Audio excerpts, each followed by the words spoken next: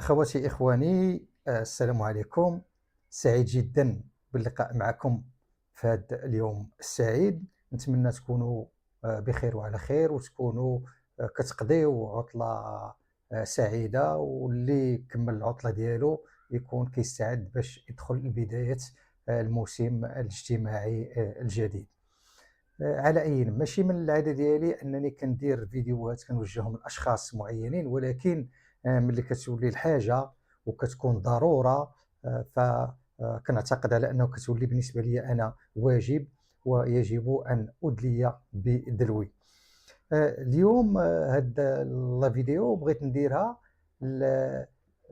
رد على واحد السيد، واحد الشاب أيوب كيف كنشوفوه في الصورة. وفي الحقيقة داكشي اللي كيهضر فيه ولا لا يستحق الرد، ما كيستحقش، لانه اشياء مبتذله. الهضره ديال البطاله، الشوماج، الماكله، الشراب، كذا قضايا الجوهريه ما كيقيسهاش من طبيعه الحال، لانه هو انسان كيبحث غير على يجمع اللايكات ويجمع المشاهدات ويربح، بالرغم من انه راه كيقول راه بوكسور، راه رياضي، ولكن بدل ما يوظف الجهد ديالو في الرياضه وتنميه القدرات ديالو البدنيه والذهنيه، فكيهتم بقضايا بسيطه مبتذله، اللي هي في الحقيقه بكل اسف كتلقى الصدى ديالها عند بعض الناس، ولكن من بعد كيكتشفوا على انه راه ما كيقول حتى شي حاجه خاوي زايده، من غير الهضره اللي كتدور في المقاهي، واللي كتدور في الزناقي، وكتدور في حمامات، وكتدور في اي بلاصه فين كيتجمعوا المواطنين. ففي الرد ديالو على البطل المحارب بهذا المعنى هذا، اللي تعرض لهذاك الشخص في مدينة طنجة، اللي كيسب الملك، وهو كيسب رمز البلاد، فخداتو الحمية الوطنية ديالو، وكيف كنقولوا الا كوريجي وصحوا رجعوا لبلاصتو. ولكن الشاب ايوب بقى فيه الحال مسكين. وعلاش؟ لانه هو دائما هو مع اي واحد اللي ضد البلاد وضد النظام، هو من اجل بث الفوضى وبث الفتنه في البلاد. فهو جاوب الاخ الوطني الشهم بكلام احنا غادي نشوفوه، ندوز لكم الكلام ديالو وعادا نرجعوا. انا غنهضر معاك دابا كملاكم بحالك، كندير بوكس، انا بوكسور، الناس راه كيعرفوني. دابا تخيل معايا صاحبي، كون هذاك السيد اللي ضربتيه بهذيك ديك التصرفيقه، كون صيفتيه للقبر، كون مات لك في يديك. دابا هذه غير تصرفيقه، ما بالك كون جمعتها، كون عطيتيه كلاك، ضربتيه كما تنقولوا حنا بالوزن. انت راه غتفهمني صالح حريفي. فين غتولي في يا ليتني ما فعلت هذا، وسخوني الراس رجعت لي بالندامه. ها، وانت راه ماشي حتى في بلادك، ماشي حتى في المغرب، انت راك في اسبانيا، يعني في بلاد اللي ما غيرحموكش، والله ما يعطلوك بالله. هضره جوج اصاحبي تنوض تفرق عليه راسو بديك الضربه، ماشي حشومه، شنو داك يتسمى التعدو، حق رادي. شنو دابا انت ربي عطاك واحد شويه صيحه في دوك اليدين في دراعك، تنوض تفرق على البنادم راسو بضربه، ماشي عيب عليك تنشرو بديك الطريقه. ولكن كيدير بوكس ولا فول كونتاكت ولا اي رياضه في العالم كما كانت، خاصو يكون متخلق اصاحبي، خاصو يكون متحكم في راسو، يكون كيكابتي. فكيف ما لاحظتوا الشاب ايوب مسكين، هو بهذيك النكته اللي كنقولوها احنا في المغرب، انا والقيد كنربحوا مليون ونص. فهو دغيا خشى كرموستو في الشريط كيف كنقولوا، ولا كيهضر على انه هو والبطل بحال بحال. قال لي كنهضر معاك بصفتي كملاكم.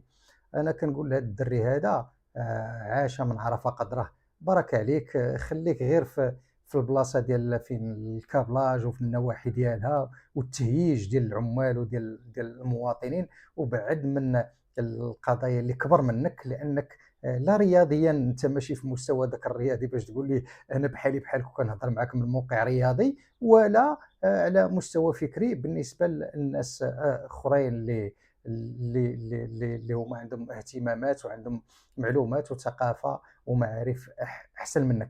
في نفس الاطار باش نبين لكم النهج اللي كيمشي عليه هذا الوليد هذا، اللي كيبان لي راسو منفوخ، ولكن مع كامل الاسف ماشي بالمعارف وبالحس الوطني الرفيع وبالحب الوطن، ولكن منفوخ بالعداء وبالحقد ومنفوخ بداك الشيء اللي عمروه به شي ناس اللي من طبيعة الحال أهدافهم ما كيعرفهاش هو مجرد إنسان مسكين موظفينو مستخدمينو، لأنه كيغني، ها هو كيدير البوكس، ها هو كيدير هادي، كيدير بزاف الحاجات، كيف كنقولوا السبع صنايع. السبع صنايع ما عرفتش واش الرزق ضايع ولا لا، ولكن يبدو أنه كيقلب عليه مسكين هنايا في وسائل التواصل الاجتماعي. جزائري خويا وحبيبي وشريكي، وانا مغربي وكنقولها تحيه للجزائر وتحيه للجزائر وبانو صرصور ما عندنا ما نديرو بهم، نمشيو يزدحوا راسهم على الحيط. واش نتوما صحه باغيين تحرفوا شي حاجه لله سبحانه وتعالى كاع؟ سبق لي هضرت على هاد الشاب هذا من خلال واحد المداخلة في الفيس على ما أذكر، و ودرجت حتى واحد الجزء من الفيديو ديالو اللي كيهضر فيه على انه هو كيقول لك القرآن ما فيش حدود الوطن، والوطن هو لا يعترف بالوطن، ورغم ذلك انت لا تعترف بالوطن وداخل في قضايا الوطن. اش هاد التناقض هذا؟ انا كنطلب منك الله يرضي عليك على انك اولا تعرف اشنو باغي وتعرف اشنو كتقول، لانه اما غير تبقى هادر، تبقى داوي خاوي كيف كنقولوا انت في موضوعك كامل وهضرتك كامله ونقاش كامل ومداخلات كامله وهي على اعطيو الناس مساكن الصالير، عطيهم الخلصه مزيان وديروا لهم مزيان، عطيوهم مزيان. واش كتسحب داك الشيء كيتجبد، كتمشي للبحر وكتجبد وكتعطي الصالير، ولا كيجيب لك الله على انه كتوصل داك الشيء راه غير مليوح؟ هادشي راه كيحتاج تخطيط، راه كيحتاج لدراسه، كيحتاج الناس اللي عندهم قدرات في كل في ميدانه. يمكن انا نتفق معك لو انك تكون كتهضر في موضوع تقول على انه عطيو حطوا الناس في مواقع المسؤوليه، الناس اللي عندهم الكفاءات باش يعطيونا برامج مزيانه، باش يعطيونا تنميه، باش يعطيونا هنا نتفق معاك. ولكن تبقى غير عطيو الناس، ديروا الناس، شوف هذا شنو دار، هذا شنو دار، هذه مواضيع، هذه هذه هي نفس الكلام اللي كتقولوا ديك البنيه اللي كانت غادا حارقه وهي عندها 12 عام، وقالوا عاوتاني نفس واحد الوليد حتى هو في سبته حتى هو وكيهضر وكيطلب اللجوء. بالله عليكم الطفل عنده 12 عام كيطلب اللجوء، ما كيعرفش حتى معنى اللجوء، ما كيعرفوش. فهذا نفس الشيء، الفرق اللي كاين هو انك انت اكبر سنا ولكن على مستوى العقل، وهذاك الشيء راك في نفس المستوى ديال العقل ديال هذوك الوليدات الصغار وكتهضر بنفس اللغه ديالهم. فطلع النيفو شي شويه، وملي تبغي تخاطب خاطب، حط بدائل، طرح برامج، هذا باش نعرفوا على انه راه يمكن نستافدوا منك. اما باش تبدا توصف لينا ولا لا الوضع، هادشي راه كنعرفوه. واش انت كتوصف مباراه ديال كره القدم، ولا راه كان خصو يعطي هذا لهادي ولا هاد الكره يعطيها لهذا، وعلاش ما عطاش لهذاك؟ ولا هذا السياسه والاقتصاد والاجتماع راه قرايه، راه الناس راه كيدوزوا سنوات وسنوات يلاه كيكونوا مؤهلين باش يعطيو ملاحظات ولا يكسبوا تجارب ديالهم ولا يساهموا فعلا في وضع مخططات وبرامج ديال التنميه وغيرها.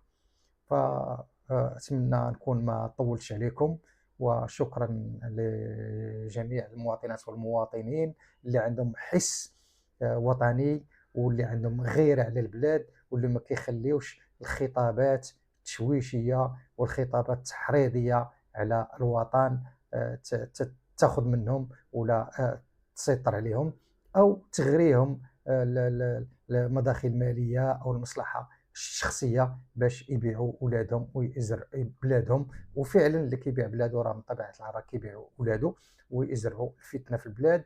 وحنا في غنى على هذا الشيء كله، لاننا حنا في حاجه الى العمل من اجل اللحاق بركب التنميه والتطور العالمي. وكنشوفوا هاد اسبانيا اللي عندنا مع المشكل حاليا، فراهي في سنه 1960 راه في مدريد راه كانوا كيتساراو الكرارس والكوتشيات وراكبين على الحمير باش كيمشيو يتقداو نساء ورجال، ولكن بعزيمه وباراده وبحب الوطن استطاعوا انهم يوصلوا من الدول الاوروبيه المتقدمه جدا. وان كانوا راهم ما بعادينش علينا بزاف، ولكن كينقصنا حنايا هذا الحس بالمسؤولية، سواء على مستوى الشعب ولا على مستوى القائمين على الشأن العام في البلاد. شكرا لكم.